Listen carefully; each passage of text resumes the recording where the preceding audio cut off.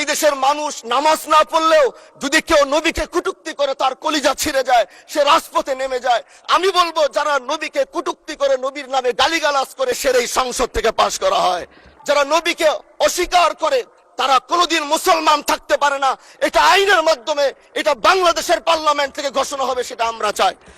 আজ দাঁড়িয়েছি, হয়তো আমার কথা অনেক লম্বা, আমি জানি না আপনি আমাকে সময় দিবেন কিনা, কিন্তু আমি বলতে চাই মাননীয় স্পিকার, আমরা যেই জায়গা থেকে দাঁড়িয়েছি, বাংলার 30 থেকে 40 লক্ষ উলামায়ে কেরাম আমাদের দিকে তাকিয়ে রয়েছে, কারণ তাদের কণ্ঠ, তাদের সে আওয়াজগুলো আমরা যেন জাতীয় সংসদ থেকে দিতে পারি।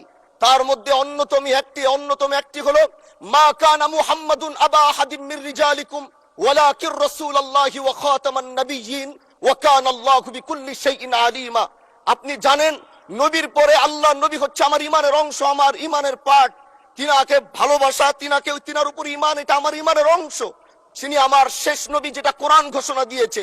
নবীও বলেছে আনা খাতামুন নাবিয়্যিন আলা নাবিয়্যা বাদি, আমি শেষ নবী, আমার পরে কোনো নবী আসবে না।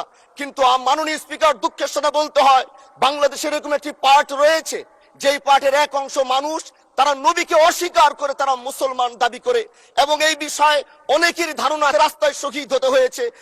এই দেশের মানুষ নামাজ না পড়লেও যদি কেউ নবীকে কটূক্তি করে তার কলিজা ছিঁড়ে যায়, সে রাজপথে নেমে যায়।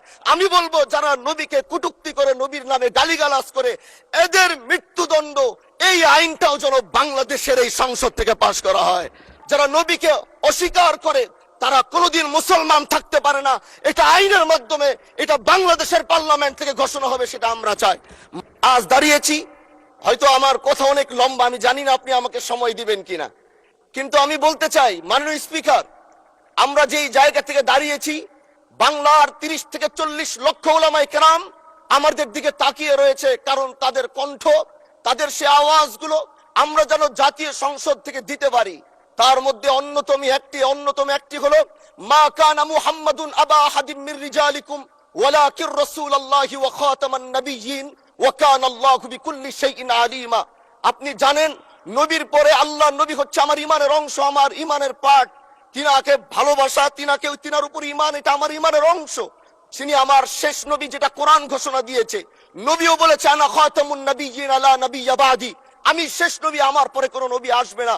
কিন্তু মাননীয় স্পিকার, দুঃখের সাথে বলতে হয়, বাংলাদেশের এরকম একটি পার্ট রয়েছে, যেই পার্টের এক অংশ মানুষ, তারা নবীকে অস্বীকার করে, তারা মুসলমান দাবি করে, এবং এই বিষয়ে অনেকেরই ধারণা রাস্তায় শহীদ হতে হয়েছে, আন্দোলন করতে হয়েছে।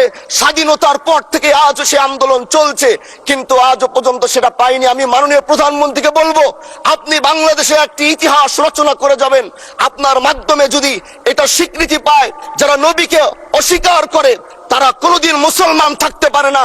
এটা আইনের মাধ্যমে, এটা বাংলাদেশের পার্লামেন্ট থেকে ঘোষণা হবে, সেটা আমরা চাই। মাননীয় স্পিকার, আরেকটি কথা, আপনি জানেন আমরা আমাদের নবীকে সবচেয়ে বেশি ভালোবাসি, যিনি আখিরি নবী, যাকে বলা হয়েছে ওয়ামা আরসালনাকা ইল্লা রাহমাতাল লিল আলামিন। আমরা বারবার দেখছি কিছুদিন পর পর কারা যেন কিভাবে এসে আল্লাহ নবীর শানে কটূক্তি করে, নবীকে নিয়ে অশ্লীল ভাষায় গালিগালাজ করে, নবীর শানে কটূক্তি করে।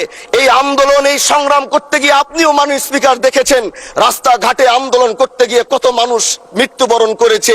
যদি একবার বাংলাদেশের আইনে, কারণ মুসলমান যদি আমাদের বাংলাদেশের পার্সেন্টেজ অনুযায়ী আমাদের অবশ্যই মুসলমানদের সংখ্যা এই দেশে অনেক বেশি। আমরা তো অন্য কিছু চাচ্ছি না।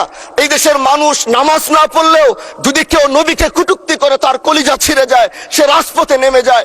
আমি বলবো যারা নবীকে কটূক্তি করে, নবীর নামে গালিগালাজ করে, এদের মৃত্যুদণ্ড, এই আইনটাও যেন বাংলাদেশের এই সংসদ থেকে পাশ করা হয়।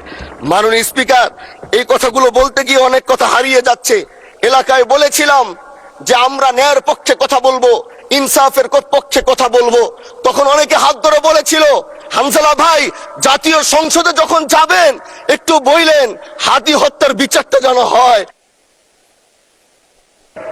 জি 2 মিনিট বাড়ানো হলো, আরো বলেন আজকে যে please। সন্তানটা ন্যায়ের পক্ষে কথা বলেছিল, ইনসাফের আওয়াজ দিয়েছিল, আমাদের মতোই যুবক মাননীয় স্পিকার, তিনি এই যে স্বপ্ন বলেছিল এক সুন্দর বাংলাদেশ করবার, রাস্তার ভিতরে সেই স্বপ্ন থামিয়ে দেওয়া হয়েছে। এই বিচার যদি না হয় তাহলে আমাদের মতো আন্দোলনের নিরাপত্তাও রাস্তায় কেউ দিতে পারবে না মাননীয় স্পিকার। এজন্য আপনার মাধ্যমে আমি বলতে চাই, হাদি হত্যার বিচার যেন সুনিশ্চিত করা হয় মাননীয় স্বরাষ্ট্রমন্ত্রীর মাধ্যমে। আন্দোলন করতে হয়েছে স্বাধীনতার পর থেকে, আজও সে আন্দোলন চলছে।